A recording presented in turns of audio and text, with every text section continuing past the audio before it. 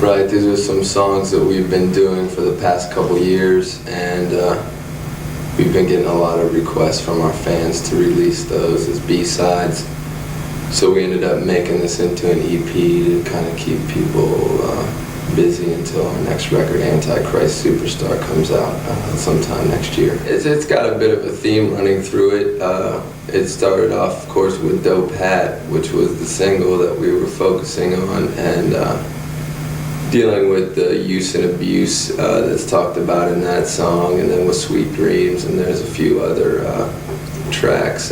We were living in New Orleans at the time, and different subjects that played a big part in our lives for those 4 months, ranging from drugs to sex and whatever's in between. We just kind of wanted to express what we went through during that period, and this music is kind of a little diary of those 4 months. And it may seem kind of chaotic, but that's exactly how our lifestyles were, before we left on this tour. So if it doesn't make sense, that's because our lives didn't make too much sense. There's a few I kind of want to keep it more up to the listener to figure it out, but one of the tracks that we recorded in our apartment in New Orleans, White Trash, features vocals and guitar playing by a guy named Tony Wiggins. And this was he's a strange fellow we met last year on our travels. He's a southern gentleman with southern ideals, so he tends to be what a lot of people would consider a redneck or white trash. So I thought it was ironic to get him to do a cover of that song. And we ran into some trouble with some of the things that he's done, because he's tried to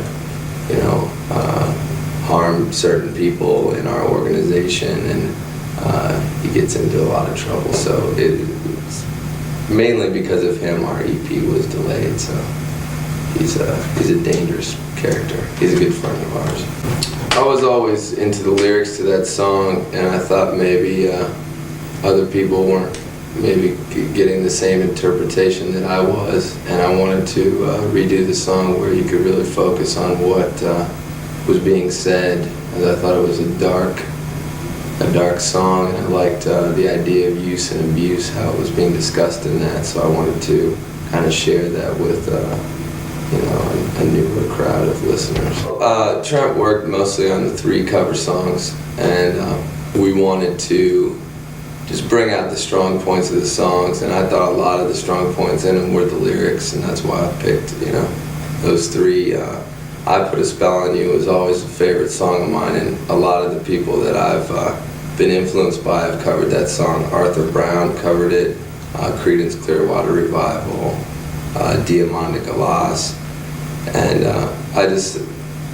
something that wasn't really expressed on Portrait were some of the feelings that were put across in Sweet Dreams, and I Put a Spell on You, and it deals with a different part of my personality, dealing with love and those types of emotions. And I thought I Put a Spell on You was a great song to express that, because it's very obsessive, and it's to me it's like one of the original satanic rock songs that a lot of people would overlook, So I really like that song. And the Patti Smith song, Rock and Roll we picked, I think that's a song that we've always liked and always wanted to do. We wanted to do that for Natural Born Killers soundtrack, but they ended up, they used the original. Well, I'm glad, because we saved this for our thing, but that's a song that is almost like an anthem for our generation and our fans, because it's about being an individual and being the people not accepting you for who you are and what you like and what you look like and things like that. And I think it's important to demystify words like n***, because it's something that if you're a white person and you say that, then people consider you a racist. But it's not what the song's about. That was the intention of the song, and I think it's that song is what punk rock and things like that were all about when they were invented. They were about pissing people off, and I think that's an important part of music that's being forgotten today. Well, yeah, but I wouldn't really consider it vocals. It's just sort of a love ballad about somebody that died. That was a lot of people first heard that #1 smash when we were on the Donahue show, and he played that on his mini cassette recorder that he is one of his instruments that he performs with. Does this music cause you to do what you do? Was that directed at us or the parents? People wanted to know what the song was, so we put it on the EP. But it was a little number that he came up with, and we just decided to stick on it.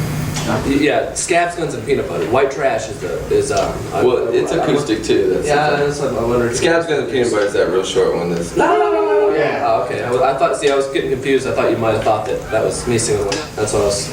Because I never really thought of this. You know what? Also on the credits, I just recorded it on the record company fucked up. Did that? Misprinted a lot of shit. They got that one right, but they fucked up a lot of the other ones.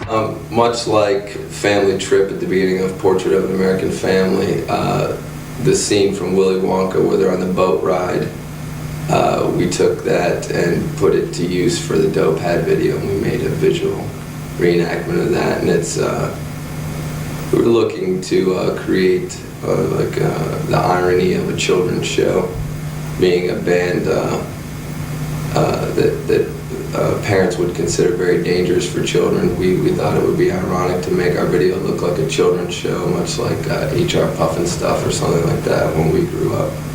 So that was the approach that we went into with that video, and it's more of a drugged out psychedelic version of the original Willy Wonka boat ride. Not with the law just yet. When we were in Los Angeles, Tony Wiggins showed up, and he got us into a lot of trouble. We ended up carving a big star on his chest with a broken beer bottle, and he was bleeding all over the place, so everyone got mad at him. Just last week, or 2 weeks ago, we were in Wichita, Kansas, and someone threw a live chicken on stage, which was interesting. And then most recently in Pittsburgh, I had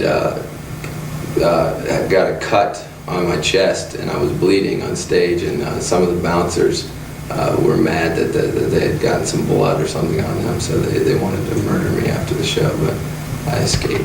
We plan on recording that at the beginning of the year, so it'll be in 1996. We'd love to have something out on June 6th, 1996. Don't stand too close to the stage. I'd also like to make a little request for anyone that might show up tonight. There's a track on our EP, if you have that, and it's, I can't say it on the air, but it refers to a gentleman by the name of Frankie. Excuse me. Yeah? Are you Frankie, the manager of Marilyn Manson? Road manager, yeah. You want to tell us a little bit about Frankie? No comment. It's not, so it's something that you're not proud of, or just something you don't want to talk about? I don't know anything about it, really. Have you ever... No comment. All right. Why don't you tell us a little bit about what it's like on the road with Marilyn Manson? Take a good look at my eyes. It tells it all. I see a lot of objects in your eyes. Pain. Frustration. I'd like the crowd to participate in a chant involved around that track for tonight. That'd be wonderful.